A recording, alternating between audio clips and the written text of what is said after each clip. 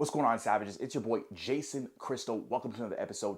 Today, I want to talk about what it's like to be a type 1 diabetic bodybuilder. I think it's important because I've been looking at a lot of different videos on YouTube and I realize there's not a lot of guys out there that are talking about our personal experiences going through type 1 diabetes. So make sure you guys stick around to the end of the video because I'm going to share with you guys 2 things that I do to help me out in terms of really absorbing nutrients a little bit better, to help me pack on some muscle when I'm training. On this channel, I hope to give tips to help diabetics type 1 and 2 to build muscle, burn fat, lose weight, and just control their diabetes a little bit better overall. I also give workout videos and tips just to help make sure you guys are on the right track to building muscle, to smashing your goals. Let's just get right into this. If any of that sounds good, make sure you guys smash the subscribe button, hit that like button, and make sure you guys hit that bell notification down below so you guys know when I drop these videos.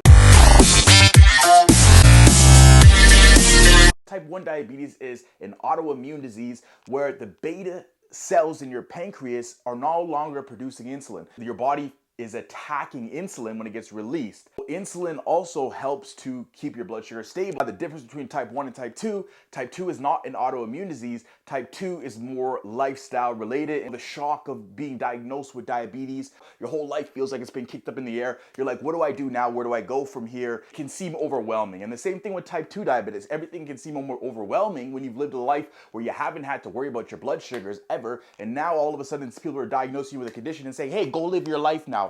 Kind of like, okay, you just got to just take it one day at a time, one step at a time, and know that there's always a solution, right? And if anything, it's just going to help to level you up and turn you guys into even more warriors than you already are right now. When I was a kid, I played hockey, right? So I played the highest level of hockey you could play. I played a little bit of junior A as well. I was on skates since I was 6. I was diagnosed with diabetes when I was 11 years old. So I had to deal with, at 11, 12 years old, this life-changing condition where I'd have to take 8 to 9 meals a day, take my blood sugar 8 to 10 times a day. If I'm playing sports, I'm taking it even more, so that's 12 to 15 times a day because I need to know what it is before the game, maybe in between periods. You got 3 periods in hockey, so I'm going to test it in between each period to find out where it is. If I feel weird, I got to test it again, so I got to bring that with me. Coach has got to be aware of what's going on. I also have to make sure that, again, if I'm going too low before a game, I have sugar just so I don't pass out on the ice or something weird happens or my blood sugar dips too low. Now, can you imagine you're in a hockey game where it's fast paced, people are coming at you from left and right. You start getting into the body checking element of it. If your blood sugar is too low, you're not as coherent. You keep your head down, you get laid out. So there's a lot of things that come into play of managing your blood sugar when you're an athlete, when you're going through it. And of course, it's something that can be done. I did it, just like I know there's a lot of other type 1 diabetics out there that are living with this and doing it as well. And you're more than thriving. It's just things that you have to bring into the picture to think about and consider when you are an athlete. I played a little bit of junior A hockey as well, which is one of the highest levels that you can play in Toronto, Canada. I ended up having a career-ending injury, so I couldn't play anymore. I had to have games where I had an insulin pump on me, and I remember there's one time I'm literally coming down the ice with the puck, take a step up, I look, and I take a shot, and I actually hit my insulin pump that was dragging on the ice, and I had no idea it was dragging on the ice, and it kind of has a feel to it, kind of like a puck. And I'm hearing my coach yelling at me at the bench, reader. And I had no idea what he was talking about. The pump kind of fell out. It came down below my pants and it was dangling in the ice. How that happens, I have no idea. These are the things that happen to diabetics that no one would really know about and be like, how the fuck did that even happen? I ended up coming off insulin pumps. So a lot of people ask me, Jason, how come you're not on an Omnipod or an insulin pump? And one of the reasons why is because when I was younger, I used to play a lot of sports, and when you sweat a lot, it tends to come out. So you have an Omnipod is basically an insulin pump. I carry this thing around that's like this big, so it doesn't have a wire, but you're still carrying this thing around on you that when you're excessively sweating and training really hard, it can get lodged off very easily, or you bang into something, or you play in a physical sport, it can get banged off really easily. So you either gotta take it off for the game or figure out what to do. But even if you take that off for the game and you have what's left, then even that itself on your skin can get dislodged through either sweat or banging into something. And so even in Canada, where I'm from, you still gotta pay, and even no matter where you are, you still gotta pay for replacements of these supplies. And people say you can replace it, you can do this, but sometimes when you gotta get on a call with somebody and you're on hold calling Omnipod for 20, 30 minutes because it's a vacation day or whatever it might be, you're not gonna be able to get the information that you need in time. And the thing about diabetes, it's not a vacation. So diabetics, we deal with this every single day. These are problems that happen whether it's a holiday, whether you're on a trip, whether you're training. These are things that you always have to think about or you always go through. And something that's on you that might dislodge itself or bring you into problems or not connect right, then your backup becomes the needles. And on top of it too, you have to come out of pocket and still pay for these things. Sure, if you're in certain countries in the world outside of America, in America, obviously you need insurance. You have to go on a copay plan where that's going to help to afford some of your supplies, but you still got to pay a shit ton if you don't have insurance. And even if you do have insurance, you still got to come out the pocket. Even in Canada, you still got to come out the pocket. They're going to cover certain supplies for you at a certain price, but you're still going to come out the pocket for that. You're going to pay an extra, depending on what you do. If you don't have insurance, you're going to pay an extra $7,000 a year if you're in Canada and you want an Omnipod and you want a CGM, $7,000 minimum. If you're in the US, in 2016 alone, the average cost was around $16,000, unless you're on an insurance plan that can cover some of that, but even still, you gotta come out the pocket for those insurance plans. And when you got something that's dislodging all the time, your benefits program ain't covering it, then what do you gotta do, right? Got yourself in a situation here because this thing is coming off faster than it should. And when it's coming off faster than it should, you got to replace it. You got to spend more money. I got my syringe. I take my shots in the morning. I'm hitting maybe about 8 to 10 times. I got to test my blood sugar. If I don't want to spend money on strips, then you got to taper that back a little bit extra so you're not constantly getting new strips in. These are just realities of being a diabetic. Anytime you have carbohydrates, you got to make sure you know your ratios, so you know how much carbohydrates is equal to 1 shot of insulin. And when you understand that, it helps you out with a lot of other things. So if you don't know your ratios, that's something that you want to find out as well. And a good way to find that out is by fasting.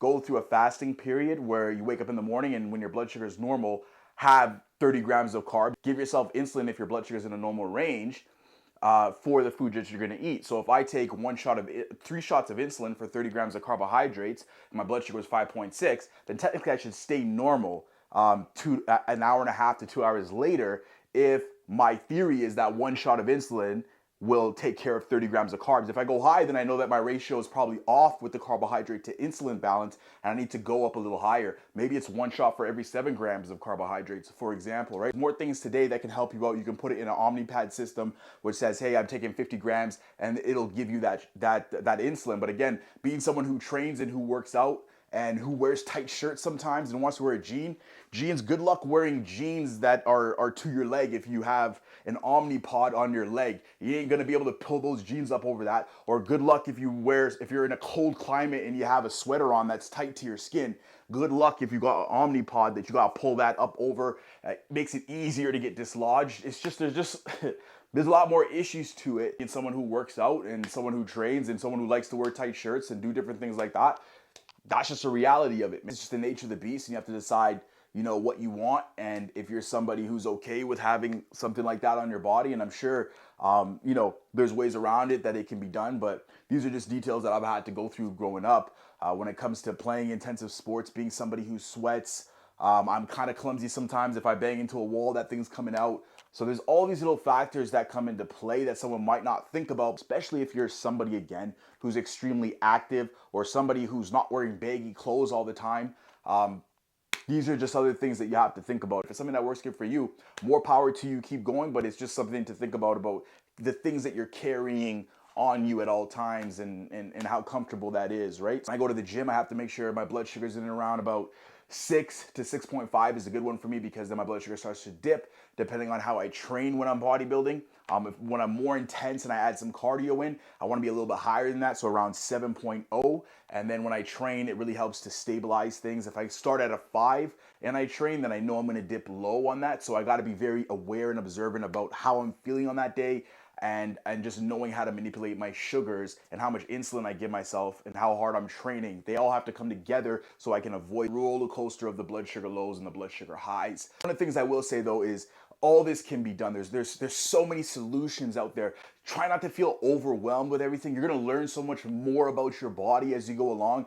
So much more information about learning carbohydrates, about learning what goes into your body, about learning who you are, how your body responds to what it eats. And it's gonna just make you more in tune with your body, more aware of what you're feeling, right? And I think it's just super important to remember that. Try not to feel overwhelmed. Just know that there's always help out there. There's always people out there that can guide you. And you always have a team around you. All you guys do is reach out, even if it's just somebody like me. I definitely got you guys covered. Take it one step at a time and just know, fuck, if I can do it, you guys can do it. If I can go to the gym and I can work out, I'm not concerned with how many carbs I have. I'm not even on an insulin pump or an Omnipod. I still take the shot. Carry that around with me. I got my Humalog over here. Diabetic meter.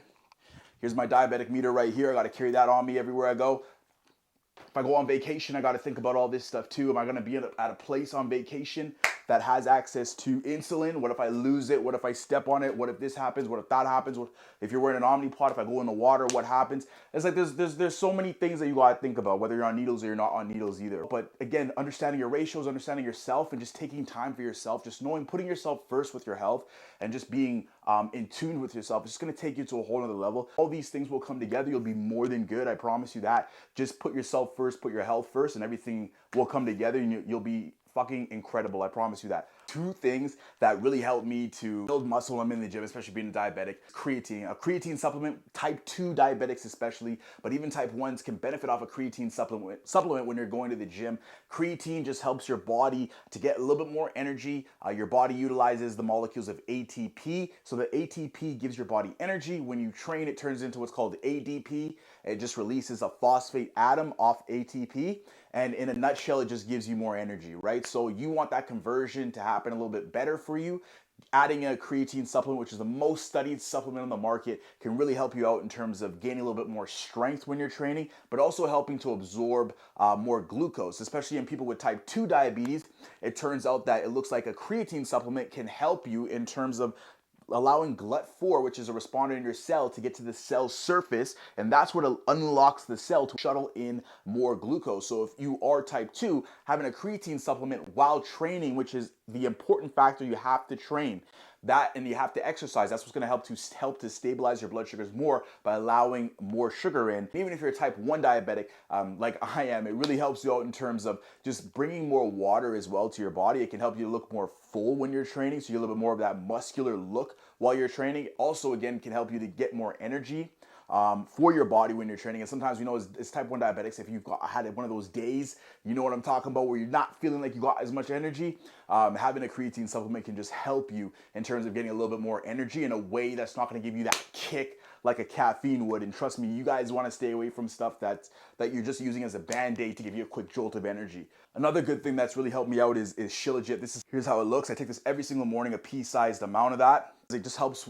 fight inflammation in your body, helps to boost your immune system. It's got 84 vitamins and minerals in it. For me, I've been taking it for about 45 to 60 days now. And honestly, it's one of those things that's really helped my energy levels. I feel like I'm absorbing nutrients a little bit better. It sounds weird because there's no way to actually measure that besides how you feel, but it has a component in it called fulvic acid, which helps to take nutrients that your body consumes, helps your body to absorb those nutrients a little bit better into your cells to give you more energy. And if you're somebody that's training and you're trying to put on muscle, or even if you're trying to lose weight, your body needs nutrients. And if you're a type 1 diabetic or you're a type 2 diabetic, chances are you're having trouble absorbing, whether it's macronutrients or it's micronutrients. You're having a little bit of problems with that as well. These are deeper solutions that I'm providing rather than just thinking surface level. You go a little bit deeper to heal the body. That's what I think is important. And especially if you're a type 1 or type 2, you want to try to minimize the inflammation that happens in the body, because if the body's constantly high or it's battling up and down, so you have an inflammation issue in the body as well. So you want to make sure that you balance that out. You want to make sure you're providing yourself the right nutrients so that your body can heal itself. It can give you the foundation you need to build muscle and be as healthy as possible. I'll leave a description in the bio for the Shilajit that I take, and I'll also leave a description in the bio for the creatine that I take too. So if you guys ever want to try that out, you guys can go ahead and grab yourself some. It's your boy Jason Crystal. I hope this really helps you guys out. Again, just some different words coming from a different perspective. If you guys have any questions, drop them in the comments. Stay strong, warriors. I promise you guys got this. Step into your power, guys. Honestly, a lot of times the obstacles that are in our life, they're just there to provide us opportunity and allow us to level up, step more into ourself, and to also empower others who also see you thriving with what you have. And there's no reason why any of you should not be thriving with whatever you've been diagnosed with. All right, it's your boy Jason Crystal. I love you guys. See you.